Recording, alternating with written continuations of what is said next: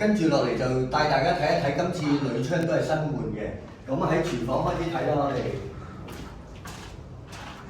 嗱，咁我哋因為呢個單位咧係連天台單位係最高嘅，咁其實本身都好靜嘅華景山莊呢邊。跟住咧客人咧要舒適一啲嘅，咁我哋迎合客人嘅設計啦。咁呢一度咧我哋就用咗中空玻璃去做嘅今次。咁啊所有鋁窗咧都換晒嘅。咁點解需要換鋁窗咧？因為又係呢啲舊位咧就做咗一個倒科水。咁我哋變咗今次咧就重新做過一次新嘅鋁窗去杜絕呢個問題啦。咁可以睇到嗱，呢啲位全部打晒791嘅，一路圍邊我哋都做晒791噶啦。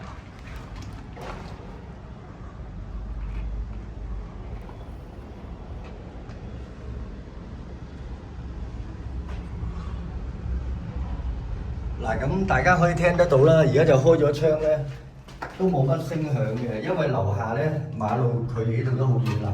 閂咗窗之後咧，就完全靜晒嘅。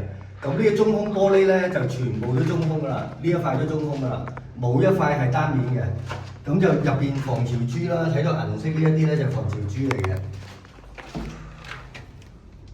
嗱，咁呢啲就係中空玻璃啦，6mm 強化嚟嘅。咁啊，跟住落嚟客廳啦。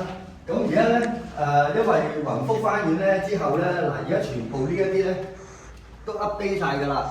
阻燃物料嚟嘅，帆布又係阻燃啦，棚網都係阻燃嘅。咁而家新做鋁窗啦，全部都跟過晒呢啲791啦。咁啊，全屋都搭晒棚㗎啦呢度。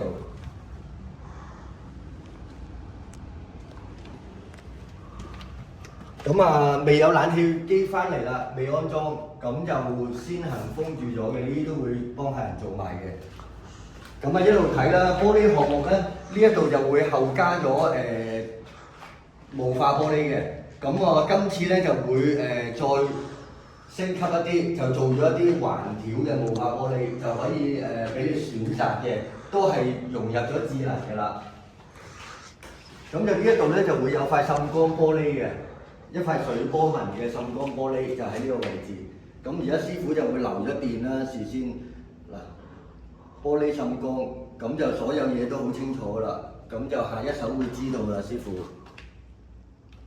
係啦，咁啊跟住主人房啦，都換晒鋁窗啦，搭晒棚嘅，都係中空玻璃。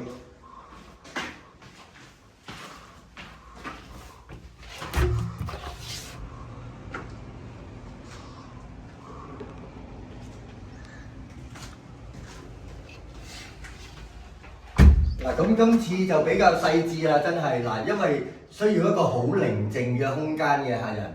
咁呢啲位咧，正常一般嘅鋁窗咧就唔會做中空玻璃嘅。咁我哋連冷氣機都做埋中空玻璃㗎啦，你睇得到。銀色呢一條就係防潮珠啦，出邊一件玻璃，入邊一件玻璃，咁都係6mm 強化嚟嘅。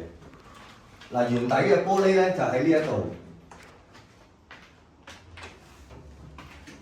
咁啊，6mm 普通玻璃。咁啊，客房都係啦，所有都用晒中空玻璃啦。嗱，咁你睇喺邊度啦？出邊呢條馬路就喺呢一度咯。嗱，咁都有少少噪音嘅，好輕微啦。呢一度就係華景山莊最高嘅高位嚟㗎啦，山頂㗎啦，屬於。基本上閂咗窗都冇聲㗎啦，好靜嘅。